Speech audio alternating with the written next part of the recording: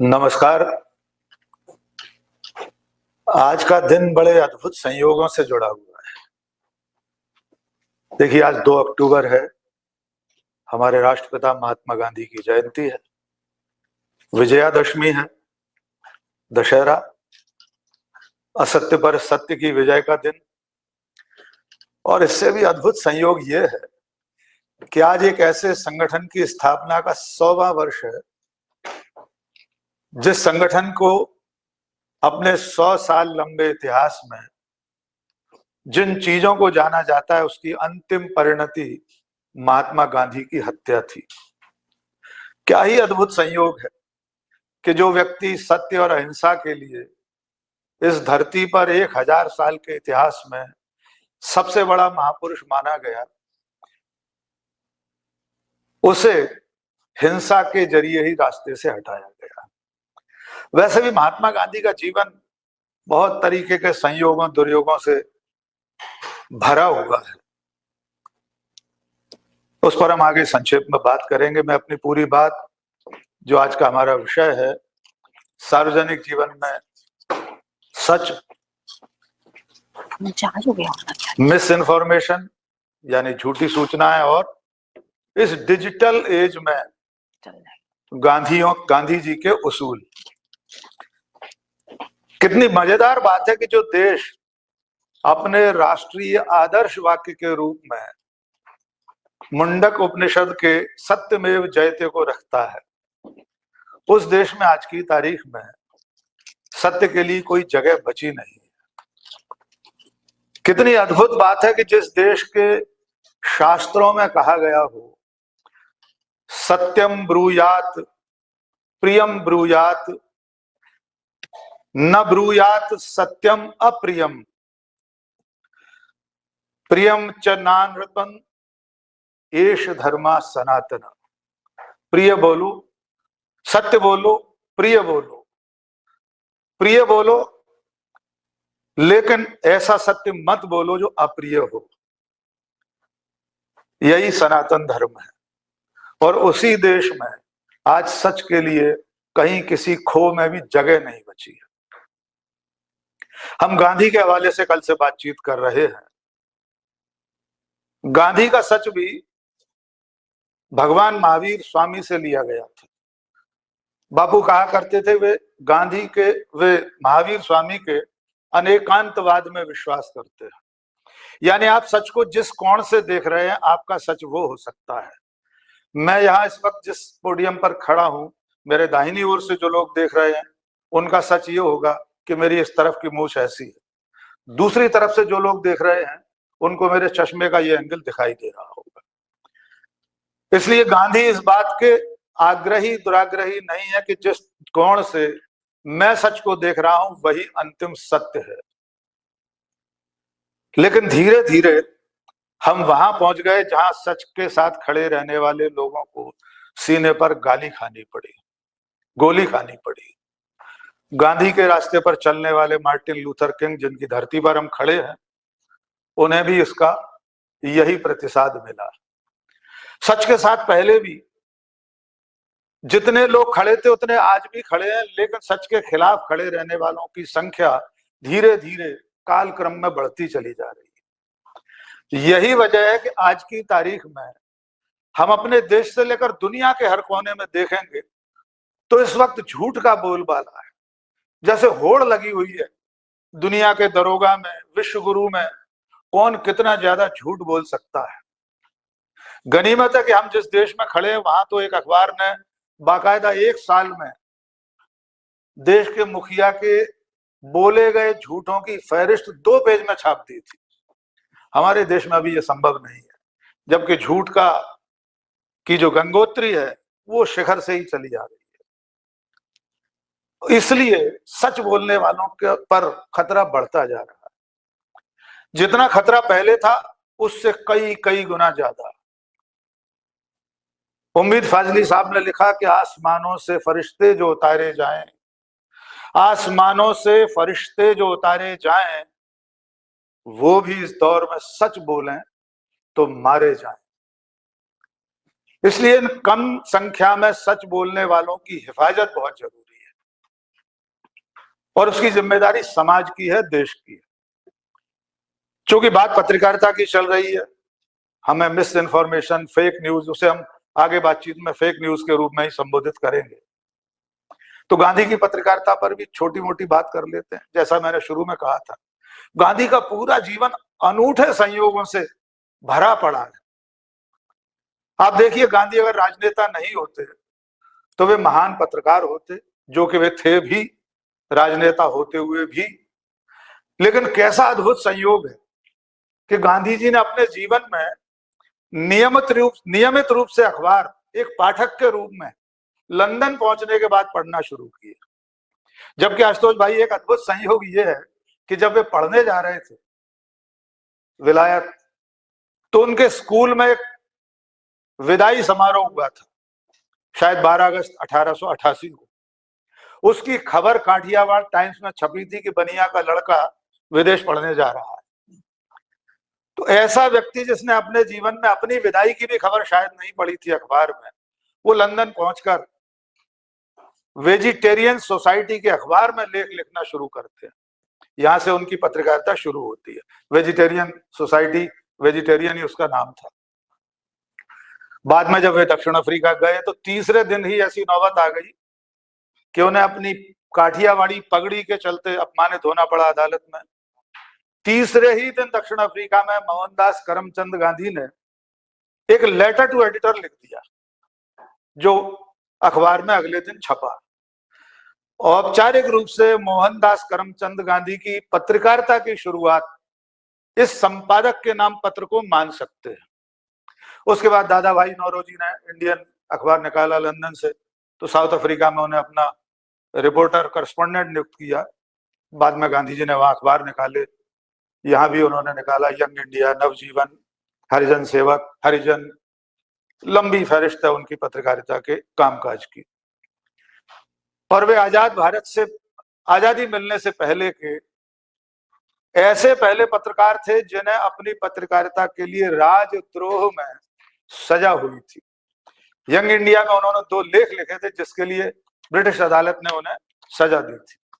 यद्यपि वे जेल नहीं गए, उसके लिए खुद ब्रिटिश मजिस्ट्रेट ने खड़े होकर उन्हें सल्यूट किया और कहा कि मैं कुछ नहीं कर सकता इससे आगे, मेरी मजबूरी है कि मेरे ब्रिटिश कानून में ये प्रावधान है कि मुझे आपको सजा देना मजबूरी है मेरी, वरना मैं आपको ये सजा भी नहीं देता। ऐसे गांधी के देश में पत्रकारिता अब वहां पहुंच गई है जिसकी हम बातचीत आज करना चाहते हैं। फेक न्यूज का ऐसा सैलाब आ गया है कि असली खबर, सच्ची खबर ढूंढना पड़ती है। जब तक आप किसी खबर पर भरोसा कर पाते हैं, तब तक वो फेक न्यूज बिना जूते पहने पूरे ब्रह्मांड का चक्कर लगाती है। जब तक कि कोई फैक्ट चेकर जूते पहनता है सच्चाई के और आपके सामने सच लेकर आता है, तब तक ये जो 6 इंच की स्क्रीन आपकी हथेली में है, सोशल मीडिया के जितने प्लेटफॉर्म हैं, वे सारे प्लेटफॉर्म उस झूठ को चंद सेकंड के अंदर दुनिया के कोने कोने तक पहुंचा देते हैं।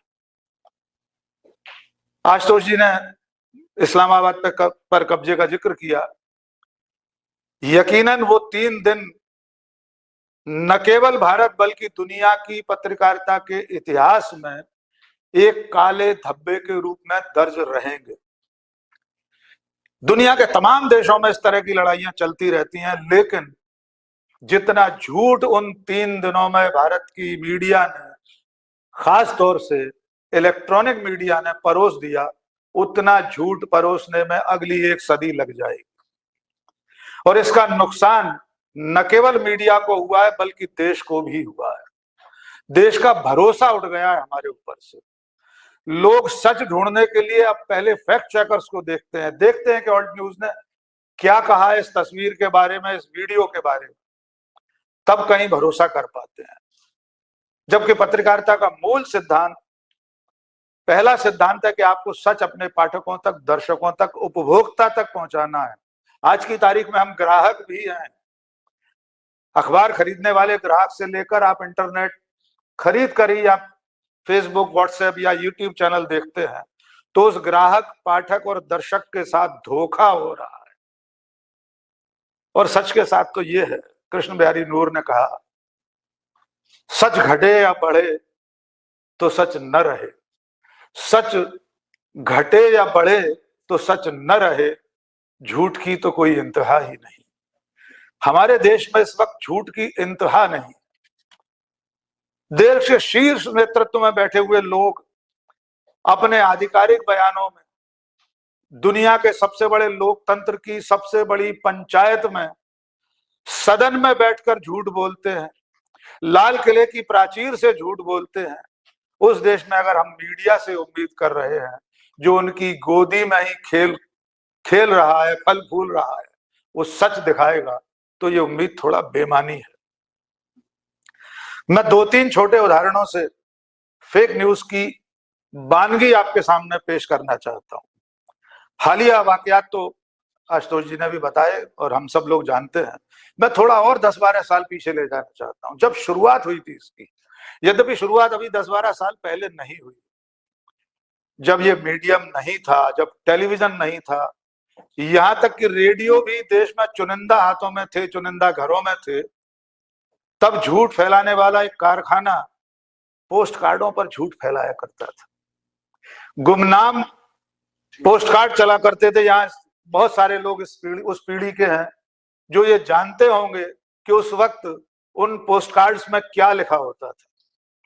तब के प्रधानमंत्रियों के खिलाफ, राजनेताओं के खिलाफ या महात्मा गांधी के खिलाफ किस तरह की फेक न्यूज उन पोस्ट कार्डों के जरिए देश भर में घर घर पहुंचाई जाती थी। वहां से चलते हुए ये सिलसिला जब डिजिटल एज में आया, जब दुनिया इस मीडियम में आई, Facebook, Twitter, Instagram, WhatsApp group, ये सब आए, तब एक घटना का जिक्र करूंगा जो मैं मानता हूं कि मेरी जानकारी में वो शुरुआती घटना है। हजारों ऐसी घटनाएं होंगी। 2014 में नरेंद्र मोदी जी प्रधानमंत्री बने। मैं एक वेबसाइट में, न्यूज पोर्टल में चीफ एडिटर था। मेरे एक साथी ने 3-4 तस्वीरें दिखाई कि आज प्रधानमंत्री नरेंद्र मोदी जी सिंहस्थ उज्जैन में आए हैं और पवित्र शिप्रा में उन्होंने स्नान किया है। 2-3 तस्वीरें थी। सहज भाव से मैंने कहा लगा दीजिए, प्रधानमंत्री आए, स्वाभाविक है, खबर है। अचानक मुझे लगा कि अगर आज प्रधानमंत्री मध्य प्रदेश आए हैं तो आज के अखबारों में कहीं तो खबर होना चाहिए थी। 1-2 दिन पहले से सूचनाएं होती हैं, खबरें छपती हैं। मैंने फोटो दोबारा मंगाई, लैपटॉप पर उनको बार बार देखा, 2-3 बार जूम इन किया। 2-3 चीजें मुझे खटकी। एक तो प्रधानमंत्री के साथ जो सुरक्षा लगी हुई थी वो प्रधानमंत्री की अपनी कैटेगरी की नहीं थी। उनकी जो वर्दी और बाकी सब आर्मामेंट था उनका।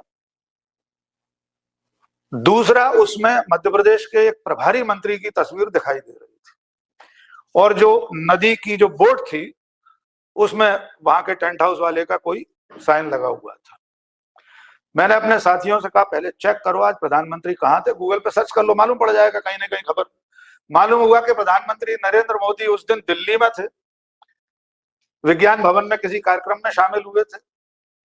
किसी दूसरे देश का कोई राजदूत आया था, वो अपना परिचय देने उनके यहाँ गया था। ये सारी चीजें उस दिन की मिल गई टाइमलाइन पर। अब सवाल ये था, क्या वे तस्वीरें फर्जी थी, फोटोशॉप करके बनाई गई थी? मैंने अपने साथियों से कहा इसको ये सर्च करो, ये असली है कि किसी का चेहरा लगा दिया है, किसी के शरीर पर मोदी जी का फोटो लगा है। मित्रों, तस्वीरें असली थी, पूरी तरह नरेंद्र मोदी की थी, उज्जैन की थी, सिंहस्थ की थी। लेकिन वे तस्वीरें तब की थी जब नरेंद्र मोदी गुजरात के मुख्यमंत्री थे। वे जो प्रभारी मंत्री दिखाई दे रहे थे वे उस समय प्रभारी मंत्री थे मध्य प्रदेश के। और तब की सिंहस्थ स्नान की तस्वीरों को 2014 के बाद, अब मैं मुद्दे की बात पर आता हूं, इस हेडलाइन से वायरल किया गया था कि आजाद भारत के पहले हिंदू हृदय सम्राट प्रधानमंत्री हैं जिन्होंने सिंहस्थ में स्नान किया है। तस्वीरें असली थी, सूचना नकली थी, फेक थी। लेकिन मेरे रोकने से वे नहीं रुक सकती थी। तब तक पूरे हिंदुस्तान के व्हाट्सएप ग्रुपों में चली गई होंगी। अंधभक्तों की फौज ने इसी रूप में उसे आगे बढ़ाया होगा कि देखिए नरेंद्र मोदी पहले प्रधानमंत्री हैं सिंहस्थ स्नान करने वाले। ऑपरेशन सिंदूर का जिक्र कर ही चुके हैं, इसलिए उस पर मैं विस्तार में नहीं जाऊंगा। ताजा दो घटनाएं अभी लद्दाख में, सोनम वांगचुक की बात शुरू में आप लोगों ने भी की थी। जिस दिन वहां हिंसा भड़की, कुछ घंटे के भीतर किसी एक व्यक्ति को कांग्रेस के पार्षद के रूप में बताकर उसके द्वारा गोली चलाए जाने का दावा नेशनल मीडिया ने, हिंदुस्तान के लश्करे मीडिया ने कर दिया कि कांग्रेस के एक नेता ने हिंसा भड़काई है, उसने गोली चलाई है। अगले कई घंटे बाद जब वो असली व्यक्ति जो पार्षद था, जिसका नाम बताया जा रहा था, उसने अपना वीडियो जारी किया। उसने कहा कि ये मैं हूं, वो पता नहीं कौन है जिसने गोली चलाई थी। लेकिन उतने घंटों के भीतर देश के कोने कोने तक ये खबर चली गई कि एक पार्टी के नेता ने गोली चलाई थी। और पिछले 24 घंटे पहले की खबर, देश के प्रधान न्यायाधीश, चीफ जस्टिस ऑफ इंडिया की माता श्री राष्ट्रीय स्वयंसेवक संघ के कार्यक्रम में मुख्य अतिथि होंगी, इसकी खबर हिंदुस्तान भर में तमाम मीडिया संस्थाओं में छपी। फिर एक पत्र जारी हुआ उनकी हैंडराइटिंग में कि मैं तो अंबेडकर को मानने वाली हूं, मैं ऐसी संस्था के कार्यक्रम में नहीं जाऊंगी और मुझे इस तरह का न्योता न मिला है न मैं जा रही हूं। उससे आगे की खबर यह है कि दूसरे पक्ष का कहना यह है कि सीजेआई की माताजी की यह चिट्ठी फेक है, उन्होंने चिट्ठी लिखी नहीं। हम यहाँ 15-20 हजार किलोमीटर दूर बैठकर नहीं जानते कि सचमुच में देश के चीफ जस्टिस की माताजी के नाम से कोई खबर चलाई गई, वो असली थी या नकली थी, फेक थी या एक्चुअल में कोई खबर थी। और इस फेक न्यूज का शिकार पूरी दुनिया है, हम इसमें भी विश्वगुरु हैं। ह्यूमन कम्युनिकेशन रिसर्च नाम की एक संस्था ने रिसर्च की, उसमें बताया है कि सबसे ज्यादा फेक न्यूज हमारे यहाँ ही दौड़ती है। जी हाँ, 56% के आसपास। और बाकी पूरी दुनिया, इस वक्त पूरी दुनिया की 61% आबादी ये मानती है कि मीडिया से जुड़े लोग ही सबसे ज्यादा फेक न्यूज फैलाते हैं। आप सोचकर देखिए, जिसकी जिम्मेदारी थी सच बताना, असली सूचना पहुंचाना, उसके बारे में दुनिया की राय ये है, दुनिया के 61%, 61% लोगों का सोचना यह है कि मीडिया के लोग ही सबसे ज्यादा गलत खबर पहुंचाते हैं। एक छोटी सी बात और कहूंगा, अपनी बात को खत्म करने की तरफ ले जा रहा हूं। यह खतरा इसलिए बढ़ा है कि इंटरनेट, डिजिटल मीडियम के आने के बाद सूचना और समाचार का फर्क मिट गया, पत्रकार और गैर पत्रकार का फर्क मिट गया। जिसके हाथ में मोबाइल है, जिसके सामने कुछ घटित हो रहा है, वो उसे खबर के रूप में आगे बढ़ा देता है। वो अपनी फेसबुक पर, व्हाट्सएप पर, इंस्टाग्राम पर, जहां उसे मौका मिलता है, उसे खबर जैसी बनाकर पेश कर देता है और फिर वो खबर के रूप में ही आगे बढ़ती रहती है। अंतर यह है मित्रों कि वो जो व्यक्ति है वो पत्रकार नहीं है, उसकी जवाबदेही नहीं है, उसकी जिम्मेदारी नहीं है कि वो कोई सूचना दे रहा है उसका कोई फैक्ट चेक करे, उसका कोई एडिटर उसके ऊपर नहीं बैठा है। लेकिन एक पत्रकार जब कोई सूचना आगे बढ़ाता है, जब वो कोई जानकारी लोगों तक पहुंचा रहा है, तो वो जिम्मेदार है कि वो जो बता रहा है, जो आगे बढ़ा रहा है, जो सूचना लोगों तक पहुंचा रहा है, वो सही है, गलत नहीं है। अब थोड़ी सी मिथकों की बात हो रही थी तो मैं अपनी बात को खत्म करने की तरफ जा रहा हूं। ऐसा भी नहीं है कि ये फेक न्यूज इसी कलयुग की पहचान हो। द्वापर में भी फेक न्यूज चलती थी सर। दो उदाहरण है उसके। सबसे बड़ा उदाहरण है, जो मान्यता है महाभारत युद्ध का कारण जिसे माना जाता है, जिस वाक्य को यह समझा जाता है कि उस वाक्य के चलते महाभारत हुआ, कि द्रौपदी ने कहा कि अंधों के अंधे ही होते हैं। सर, ये फेक न्यूज थी। महाभारत युद्ध समाप्त होने के बाद जब रनिवास में तमाम शूरवीरों की विधवाएं, अभिमन्यु की पत्नी और तमाम लोग जब वहां बैठे और ये महिलाएं जब विमर्श कर रही थी, उस संवाद में ये सिद्ध हुआ कि वहां उस दिन वो जो पानी की छवि में पैर रख गए थे दुर्योधन इत्यादि, वो जो वाक्य बताया गया कि द्रौपदी ने कहा है कि अंधों के अंधे ही होते हैं, तो तब उन्होंने कहा कि मैंने तो ऐसा कहा ही नहीं था। द्वापर की वो फेक न्यूज महाभारत युद्ध छिड़वा देती। एक और दूसरा उदाहरण, अश्वत्थामा हंतो नरोवाच कुंजरोवा, ये भी फेक न्यूज थी, लेकिन ये अर्ध सत्य थी, आधा सच भी था इसमें, क्योंकि अश्वत्थामा हाथी भी था और वो शूरवीर भी था। तो हमारे देश में सदियों से, सहस्त्राब्दियों से फेक न्यूज रही है, लेकिन अब इस जागरूक समय में, सूचना विस्फोट के इस युग में, अगर हम फेक न्यूज के मारे हैं तो इसके पीछे के कारणों की तलाश भी जरूरी है। आखिर वे कौन लोग हैं जो इस झूठ को फैलाकर या तो सत्ता में बने रहना चाहते हैं या अतीत के महानायकों की चरित्र हत्या कर रहे हैं, और आज के दिन भी उन्होंने बख्शा नहीं है। हिंदुस्तान में सत्ता में बैठे लोग आज, अभी आप सब लोग इस बातचीत के बाद चेक कर लीजिए, राष्ट्रपिता महात्मा गांधी के खिलाफ सत्ता में बैठे बड़े बड़े लोगों के ट्विटर हैंडल जहर से भरे पड़े आशुतोष जी। लेकिन इस झूठ के दौर दौरे में सच अंततः विजयी होगा, इस कामना के साथ। आंधी का कोई खौफ न खतरा हवाओं का, आंधी का कोई खौफ न खतरा हवाओं का, मैंने दिए जलाए हैं सूरज को तोड़ के, ताबीर बन के आने वाली है अब सहर, सूरज बना रहा हूं दिए जोड़ जोड़ के। बहुत बहुत शुक्रिया।